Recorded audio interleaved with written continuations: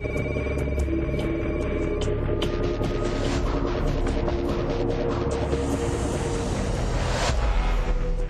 encontramos con Ricardo Méndez Ruiz, quien fue víctima de la guerrilla. Él fue secuestrado y mantenido en condiciones infrahumanas. Él inclusive detectó y denunció penalmente a quienes cometieron estos ilícitos y otros más en Guatemala. Él nos narra una historia muy trágica que no se ha visto en la televisión guatemalteca y cuyas imágenes de lo que mostraremos a continuación son terribles, dolorosas, pero sobre todo impactantes. Le sugiero que si existe un menor viendo este programa, no le permita ver estas imágenes, porque usted verá el salvajismo de los grupos guerrilleros en su dimensión máxima. Además, fueron utilizados varios tipos de torturas en contra de soldados, como por ejemplo quemaduras con instrumentos metálicos al rojo vivo. Hay una gran cantidad de miembros del ejército, exmiembros del ejército, soldados, oficiales y especialistas que sufren hasta el día de hoy las graves lesiones que les ocasionaron los combates en los que participaron. Como dije anteriormente, ellos para nosotros son héroes, no son víctimas. Entre los casos paradigmáticos de faltas a los derechos humanos por parte del terrorismo en contra de miembros del Ejército Nacional, nos encontramos con el del teniente de ingenieros Joachín López, a quien le fue marcado con un puñal en la espalda las siglas EGP. Hay un caso muy especial, un caso paradigmático, es un caso de canibalismo. A un caibil que había sido capturado vivo, obviamente, por el miembro de la ORPA, el comandante Peter, hermano de Rosalina Tuyuk, le quitó con un cuchillo la parte posterior de su pierna izquierda, y estando todavía vivo este caibil y desangrándose, ese trozo de carne lo asó en el carbón y se lo dio a comer a sus combatientes. Esto con el propósito estúpido, según él, de que se le quitara el miedo a sus combatientes hacia los caibiles. Cuando uno ve que hay compañeros que no habían nacido precisamente en los años 80, ¿verdad? Y que están siendo acusados, pues cae su peso que no hay ninguna razón. Yo creo que las denuncias que ellos hacen son importantes en el sentido de legitimar el derecho a la justicia, el poder exigir también del Ministerio Público las investigaciones y de que se pueda lograr, yo diría, enfrentar lo que sucedió en el pasado en Guatemala. El que introdujo el secuestro en Guatemala fue la asesoría militar norteamericana. Yo lo puedo comprobar con mi caso. Segundo, que el que ejercía los efectos de cumplimiento de las orientaciones y asesorías norteamericanas del Ejército de Guatemala, porque a mí me secuestró el Ejército de Guatemala, me llevó a la editorial del Ejército y ahí fui torturado. Entonces nosotros respondimos con la misma arma, secuestrando gente por dos razones básicamente. Habían dos clases de secuestro. Uno, los secuestros económicos para obtener financiamientos para la guerra. Dos, los secuestros políticos. Y los secuestros políticos sobre todo fue para lograr que nuestros compañeros no fueran asesinados. Eso fue por lo que nosotros hicimos secuestros políticos. Unos secuestros los hicimos para lograr que publicaran denuncias sobre todas las masacres que se estaban haciendo en la zona de Ixil.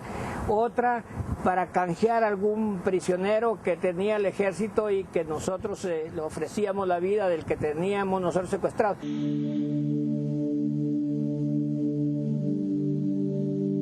Volver a revivir esto es realmente abrir una herida que creíamos que de alguna forma u otra la habíamos superado y que había prevalecido el perdón, con el dolor que cada uno de las familias guatemaltecas puede tener y puede sentir por los seres queridos que perdieron.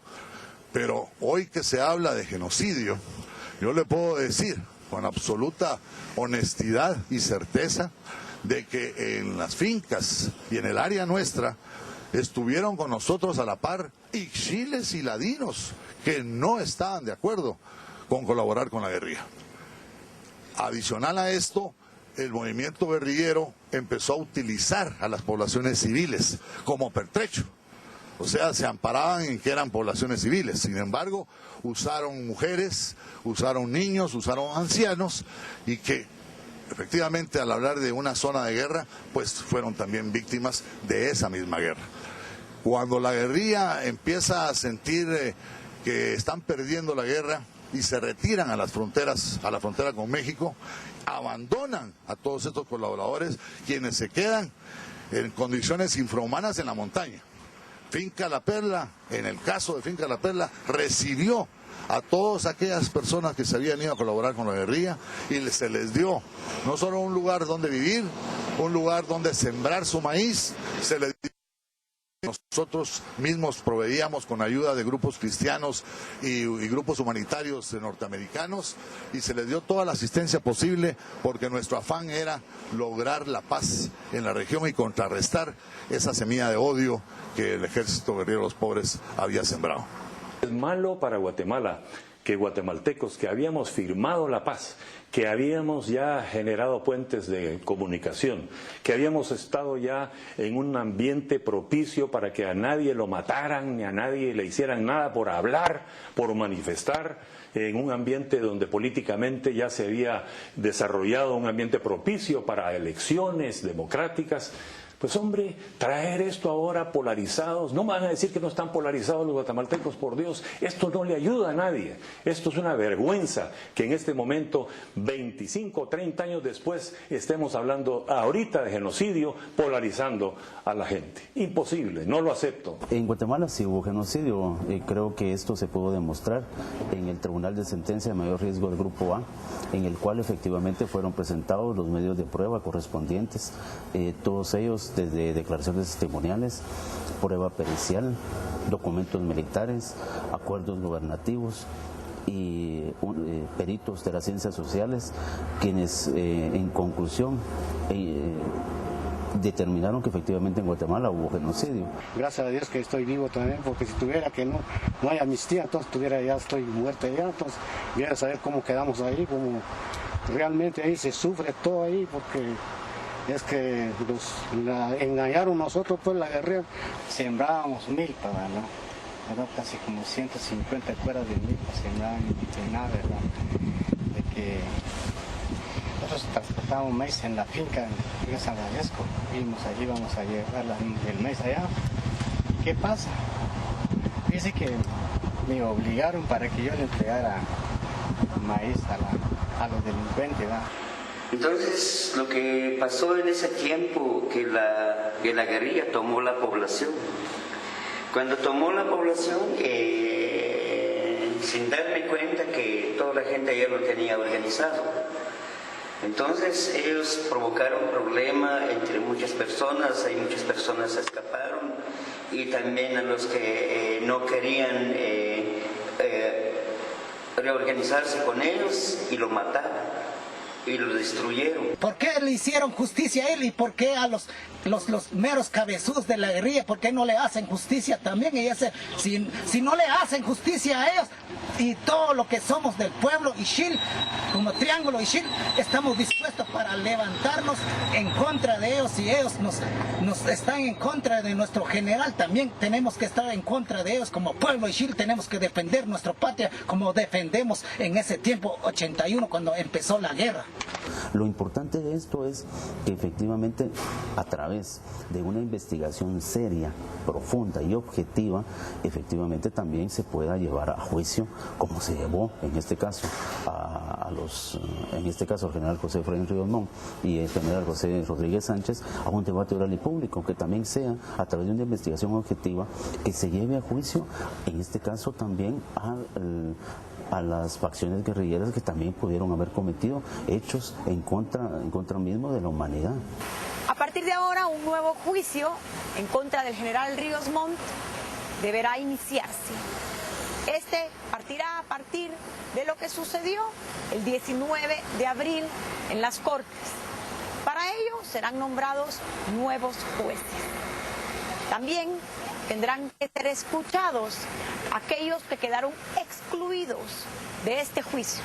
La contraparte, las víctimas de la guerrilla, a quienes no se les escuchó o aquellos que fueron miembros del ejército que no se les permitió una defensa justa. Es evidente que en Guatemala existió un conflicto armado entre la guerrilla comunista y el ejército de Guatemala.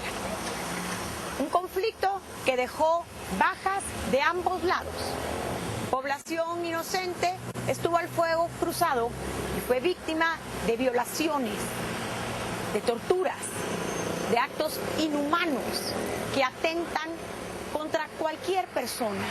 Guatemala estuvo en guerra y ahorita es una oportunidad para que en los tribunales se dé una reconciliación nacional donde ambas partes puedan ser escuchadas y perdonen. Caminar hacia el perdón. Quizás ese es el reto más grande de los guatemaltecos. Aprender a escuchar a la otra parte y a dialogar. Eso es lo que nos corresponde como ciudadanos. Parar y frenar la agresión que cada día se pinta más violenta, particularmente en los medios de comunicación y en las redes sociales. Un alto por la paz de Guatemala. Eso es lo que en Informe Especial pedimos, y también el respeto al debido proceso, el acato a la justicia y a las resoluciones de la Corte de Constitucionalidad, a quienes aplaudimos y apoyamos por velar por la justicia de Guatemala en épocas de crisis. Yo soy Silvia Jereda y este es Informe Especial, el primer programa de periodismo de investigación en la televisión guatemalteca. Quédese con nosotros porque continuamos la próxima semana llevándole las mejores investigaciones en el país. Me puedes seguir en Twitter, Jereda, mi fanpage Silvia Jereda Valenzuela, puede leer mis artículos en mi blog Silvia Jereda y ver todos estos programas en línea www.canalantigua.com.